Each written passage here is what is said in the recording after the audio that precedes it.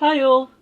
Today I continue to clean the fridge and I found this. It's called a Chayote. Chayote. I have no idea how to make this. Before I go online and searched what the hell this is, and I found out in Chinese it's called like Buddha hand squash or something. I don't know why it looked like a hand. It looked more like a pair of like either a butt cheek or it could be a mouth to some animal. Actually, I think it looks so much like a pear.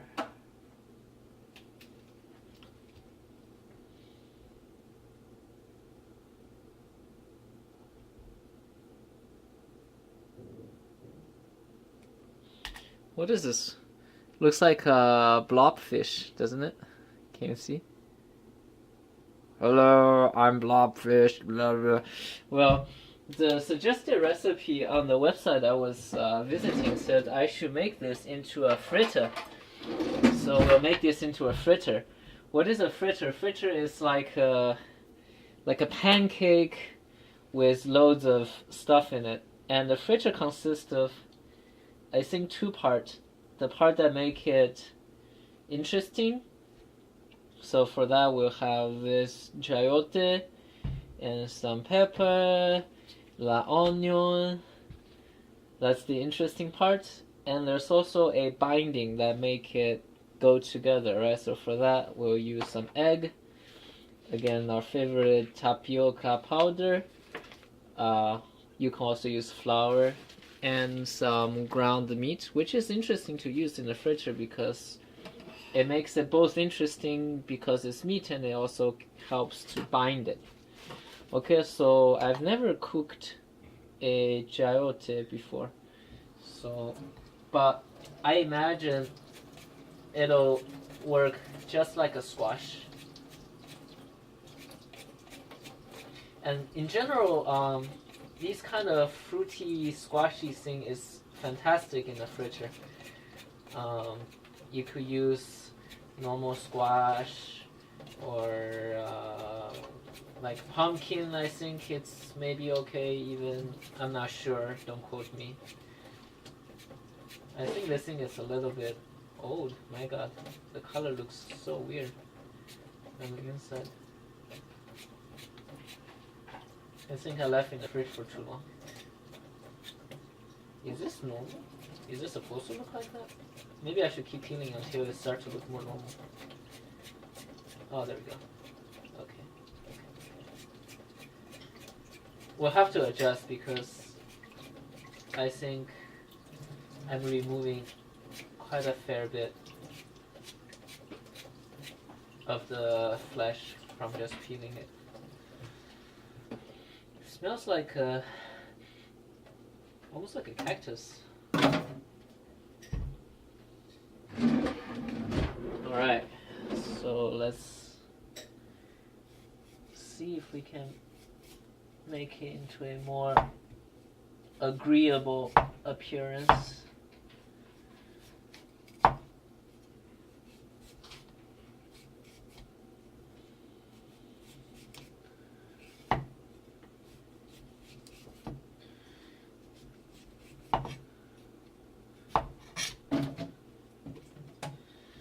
Goodness. Okay, I think we still have hopefully enough left. So I think for fritter what we want is to make them into strings because making it into strings is really good because it would definitely mix well with the binding. But also, if you make it into a string, it also provides some kind of structure, right? Because it's kind of like the fiber inside the material. So we'll just do the same old chop into slices and make slice into string. action, right? So, right, chop into semi-thin slices. I'm doing 2 millimeter. It doesn't need to be too thin, I don't think. And just chop it up. By the way, this is chayote. I feel after I start to chop it, I think this is a fantastic vegetable to practice cutting on because it's extremely soft. Unlike something that's hard like a lotus root or a carrot that we were doing previously, this one is absolutely a cakewalk to chop. Alright, so chop into slices. Stack it like a deck of cards. Okay, like so. And then use your knuckle to guide the knife. And again, for something crispy or not stringy or tough, fibery, like the chayote fruit, just bring the knife straight to the bottom with a slight rock, and they will separate really well. Look how much we have in here already. Just to show you that once you start chopping things into a string, you are actually adding a lot of surface area. And once the strings start to tangle with each other, you get a lot more empty volume that's not present in the original shape, right? Because if you think about it, it was a fairly compact shape that you took apart into these slices. Let's just chop this up real quick. Alright, so what we want to worry about now is ask yourself, how the hell can I make all of these things that doesn't really want to stick together with the right binding? But maybe flavor first. Now for the flavoring, I don't really give a crap about what you put or what I put really in the fritter, as long as they give it enough color in terms of taste. So I think a little bit of hot pepper is always good. You can honestly use anything you have, doesn't even need to be fresh, any kind of herb will do. You can do cilantro or green onion or, you know, rosemary. You could do the whole parsley, sage, rosemary, and thyme. Anything you can find in your local grocery will definitely work out in a fritter such as this. So we happen to have green onions, so we'll be just using these. Give them a nice chop. Okay, great. Put these in. Alright. Now we're done. We're done chopping. See, that's what they look like. Look really healthy, right? A lot of veggie. Now we work on the binding. So crucial to the binding is egg. We'll be using the 2 remaining egg we have in the fridge. Okay. And ground meat. Ground meat is actually an excellent binding. And a fair amount of powder. You could use normal flour or any tapioca powder or cornstarch. I'm using quite a fair bit because I want to make sure it doesn't fall apart. But you don't want too much, otherwise it's no longer a fritter, it turns into a bread. You think it'll go together? I have no idea. We'll just have to try to mix it and see if it's happy.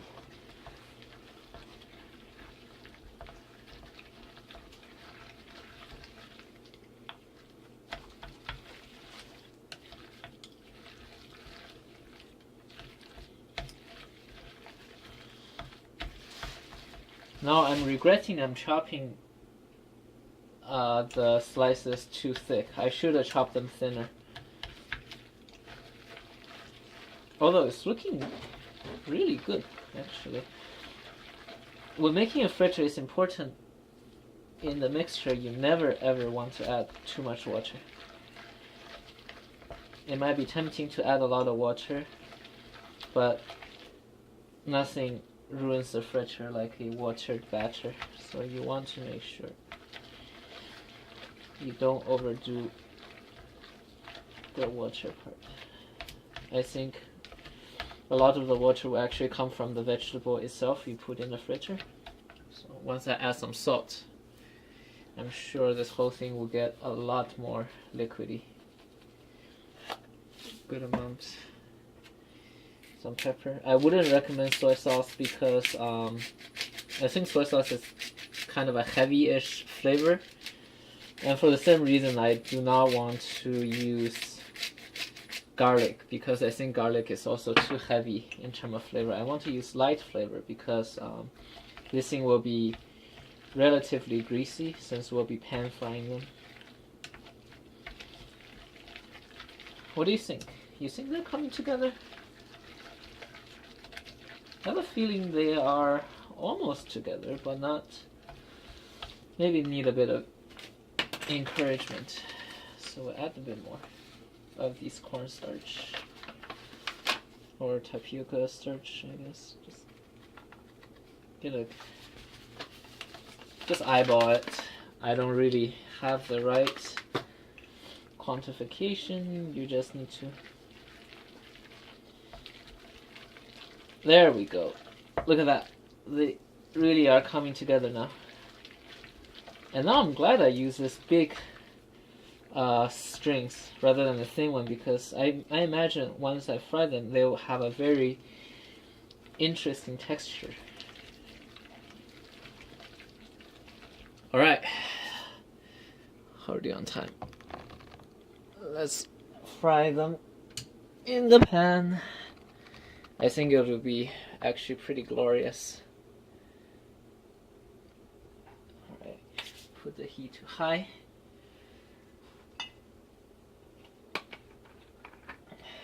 Add,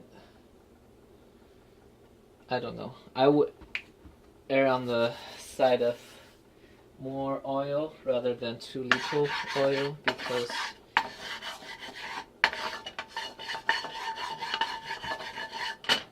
if your thing gets stuck to the pan, it's game over.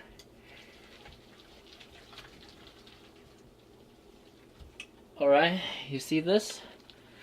You want just the right consistency. You don't want it to be too dry so that they don't come together, nor do you want it to be too watery so that they are completely so you shouldn't see any runaway water in here, right? So to recap, we had some squash-like vegetable. You could use any squash. We had chayote or something like that. I don't know. Something I never used before. And we had ground meat, in which is optional. You can definitely skip it and just put more flour in. And we had a hot pepper and a green onion to give it a nice balanced taste. Okay, now what we'll do is we'll get a nice piece with a spoon and just lay it down and try to shape it slightly. I will make this thing rather flat because if it doesn't cook all the way through, I'll be sad panda. So I don't think the pan was quite hot enough, but it's getting there. Let's see, this is beginning to sizzle a bit.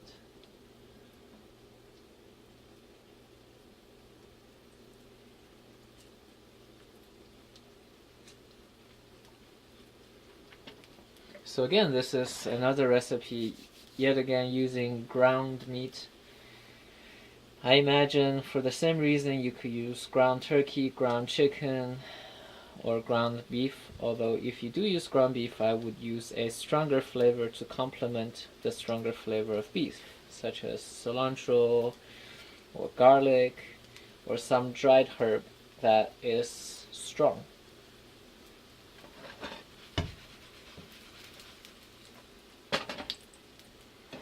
Now we just kind of wait, really. So I think this mixture, if you don't finish it, you can wrap it up with some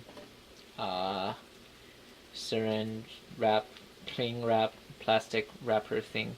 Put in the fridge, put in a bowl, put in the fridge. It'll last, I'm sure, 1-2 days, no problem. And when you want to eat it, you can always just take out and fry it. I wouldn't want to fry this and then leave that in the fridge, right? Because these kind of fritter is best when made fresh. And just let it cook. So one trick you can do when pan frying things is you are never sure if it cooked all the way through, right? So one thing you can do is you can maybe cover it to make sure it cook all the way through, although I don't want to do that because they tend to make the top part look kind of gross. So I'll refrain from doing that. I'll just eyeball it. That's why it's also important to press it flat instead of leaving it thick. It started to smell really good. So I have a feeling it's probably cooked on the bottom. I want to turn the heat lower so it doesn't burn. Now we need to flip this. Or we'll just give it a nice little whoop.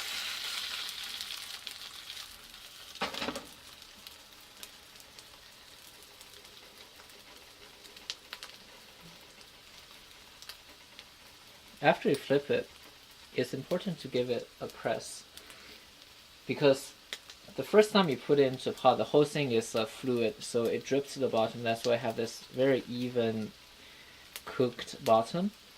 But since this is already semi-cooked, when you flip it, the surface on the bottom will not be exactly flat. So you will get parts of it that's cooked and part of it that's uncooked. So after you flip it, it's very important to give it a slight press to make sure that all parts of it lay even.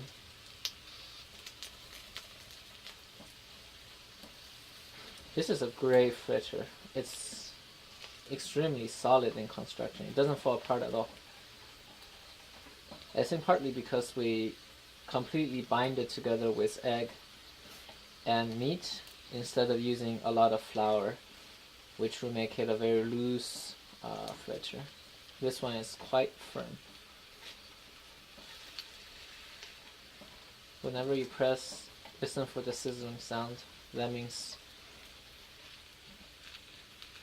part of the fritter that wasn't contacting the pan is now making contact with the pan. So if you hear a sizzling sound when you press down, like here, you want to keep pressing it for a little bit to make sure it's nicely browned.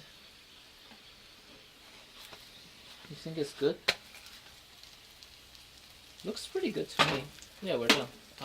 I'll make more, but it's the same process, just frying them on the pan. Not very hard. So we just take him out.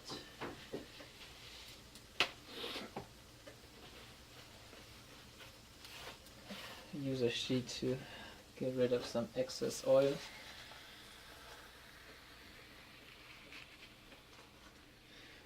Ta-da! There you have it. It's a fritter. Very good fritter too, I believe. It's a close-up. Looks pretty nice, right? Okay, next show for real will be in California. Okay, that's it. Thanks and bye-bye.